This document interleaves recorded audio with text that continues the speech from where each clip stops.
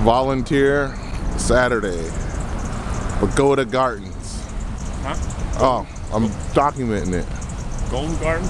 Kubota. Where's Kubota?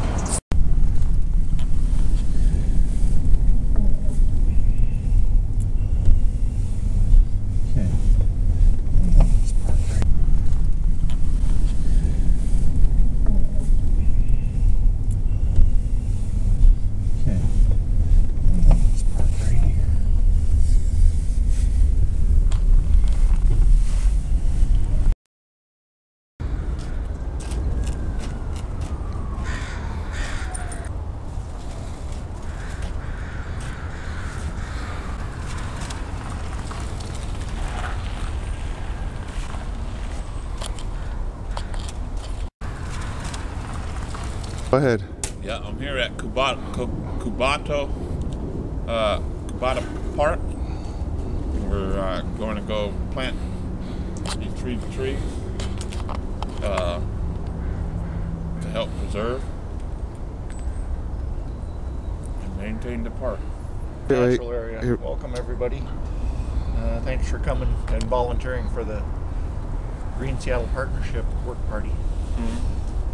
We do this the first Saturday of every month, and everybody gets to sign in, and we tabulate the number of hours that we work throughout the year. And I think we've had about 400,000 volunteer hours in the last 6 or 7 years.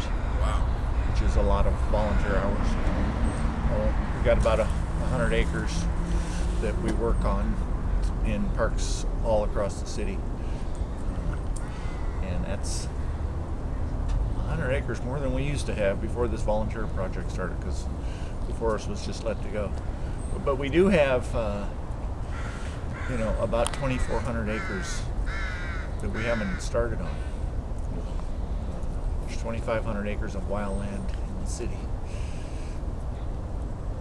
So that's where we're at. We're going to have everybody sign in today, and then we'll talk a little bit about safety and about our goals and about the tools that we're going to be using today when we plant these western red cedar trees, and when we dig out the blackberry stumps and pull up the ivy runners that are climbing 100 feet up into the trees here. So we're going to reclaim those trees and get that land back and let the birds have it.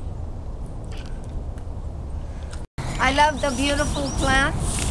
I love the landscape, and I lived here for over 35 years, and we voted yes for the improvement of the Kubota Garden, and I'm glad that they are using this to study plants for the children to love it for the next generation, so to keep doing that. And it's just beautiful here, with all the beautiful trees and plants and rhododendrons that's blooming. So we love it here. It's nice, it's quiet in a very busy Seattle. Amen. Amen.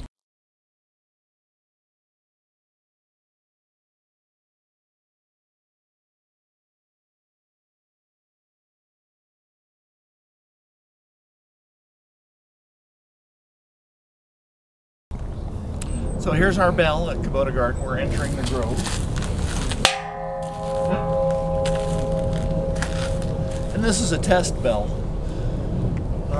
The bell that's going to hang in this housing is over at Volunteer Park right now, and it's a nice one. So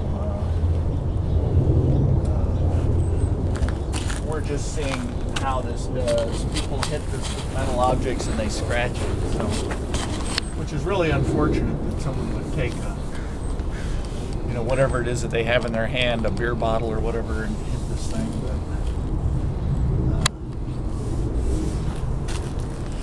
But the bell kind of lets everybody know we're coming.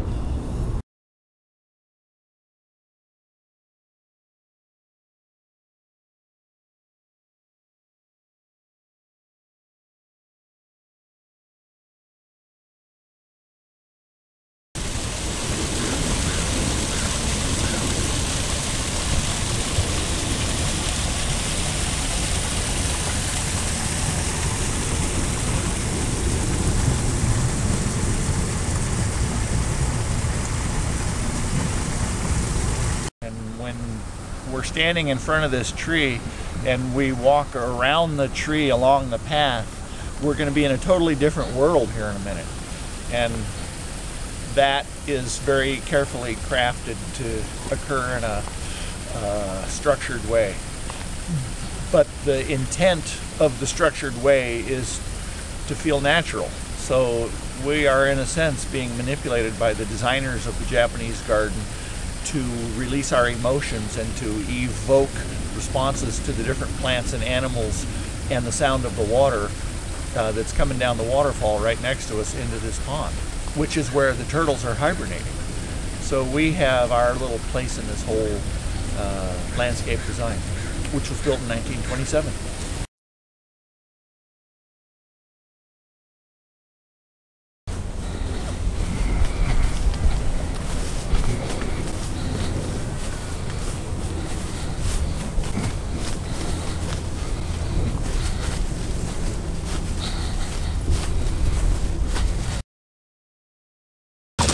This land right here was all soggy, and so they brought in some of these boulders just this last winter, and a few of them boulders are 4 feet buried under the ground, but still stand 6 feet, 5 feet to 6 feet up above the ground, and it's just to make it more natural and get the soggy style, developing from lawn to pond. Whoa. To devastation of snow damage. Check that out. We lost about a half a dozen trees right in there. This whole path was blocked when the snow was here about a week and a half ago. Wow. Which is the last time I was here. We were picking up trees. And then one thing I like is the peaceful solitude of the Rubbermaid trash can wheels grinding across gravel.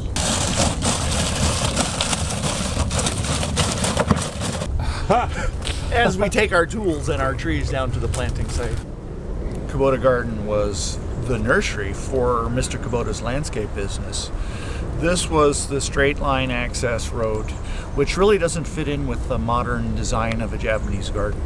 Straight lines are of limited usefulness when you're trying to display the graceful curves of nature. So the plan is to put a pond in and have this road kind of meander along the shore of the pond. And the tree right behind us will be transplanted out of here. It's about a 15-foot tall Japanese black pine. And we will dig it up and move it over a few feet.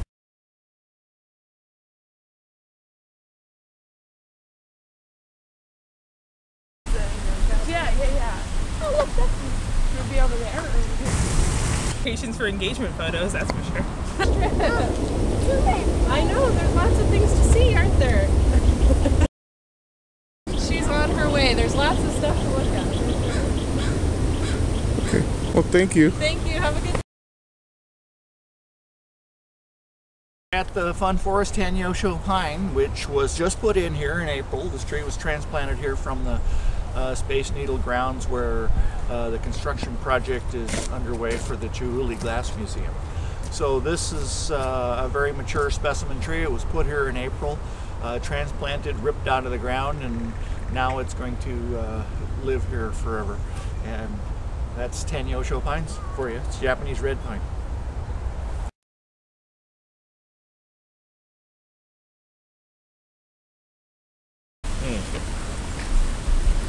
Oh, yeah. Yeah. Oh, look, that's going to be over there or over here.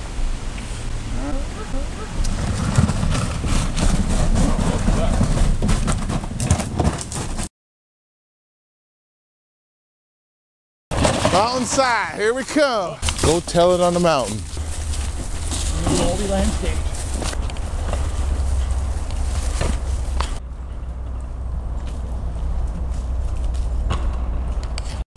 There's a creek down there. You can't hear it because of all the vegetation, but we're going to enhance it. So we've got our little baby trees here. Frank and Ernest, and I don't know what we should name these guys. Western red cedars.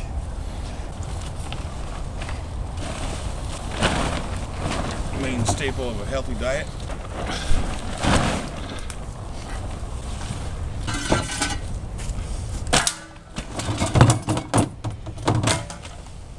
This is our enemy.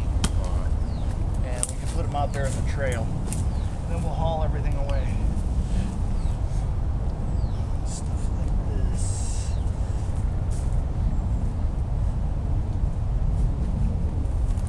Stuff like this.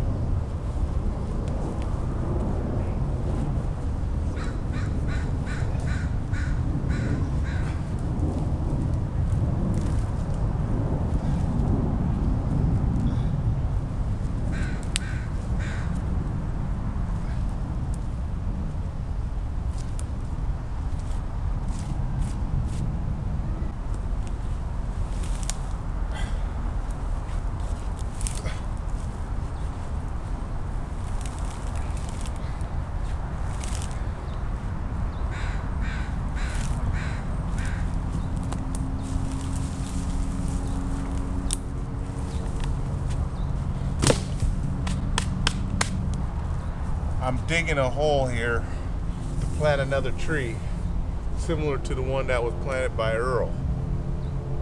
We're going to capture this tree going in. The tree that Earl planted, we did not get captured, so I'm preparing another section here in order to do that. Yeah, I think it's a good cause. People like you that make it possible for parks to keep going, running, and staying looking nice. And Oh, well, yeah, the parks department. You know, the only thing they do, they provide the mulch. You know, they give us shovels when we have a big crowd. I usually just bring my own shovels like I did today. Yeah. But when we have, like some days we have a whole bunch of people here. We've had up to 50 in one day. Wow. Get your shovel, just pick a spot. And, Probably about 5. the trees are all laying on top of that fern. Okay. Is that good?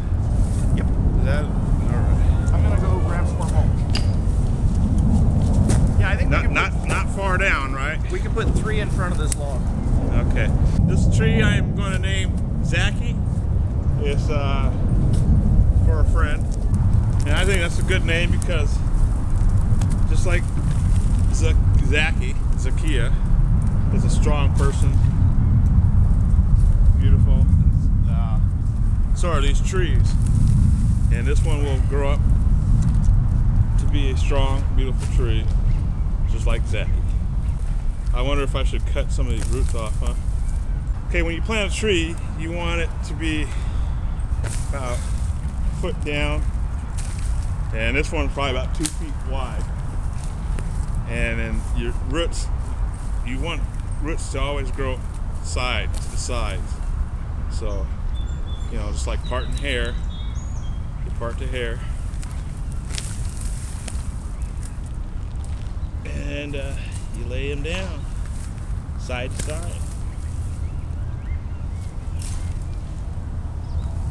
Throw in a handful of some mulch. That's good stuff right here. Keeps the weeds away. Provides nourishment for the new baby tree. So it can, baby Zachy, so it can grow up to be a big baby Zachy. And there we go. Little baby tree planted. And dedicate that one to Zachy.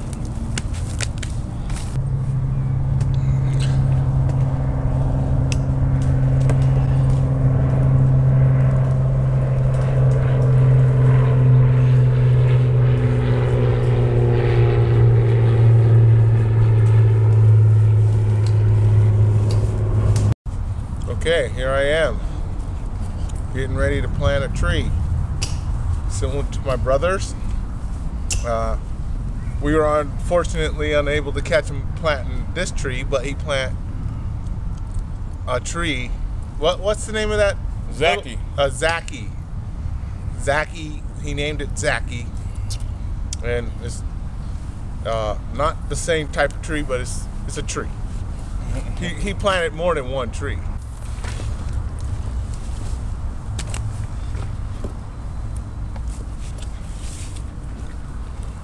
Okay, well, the hole is going to be about 3 feet wide in all directions and 1 feet deep. I'm giving it plenty of room from the weeds, so for its early start, it has a fair chance. So I'm finishing up the weeding process. Which is the most boring part, folks. Took the longest. You can have a tree. Now, the dirt was removed, the weeds were removed from here. The big one? No, they're over there on that fern. In order not to create cross-contamination. Cross-contamination? From Is that the like cross-pollination? Cross-pollination. And so we do not want the weeds that we uprooted to be rerouted. Does that include money for Planned Parenthood? Now, normally I do not talk like this. Believe me, this is not really how I talk. I'm an angry person, real short-tempered, and can't explain things clearly. I give commands and take commands. I take commands mostly, though. Explain that political compromise. No one left behind. That's why the world's all messed up. Not one tree left behind? Really.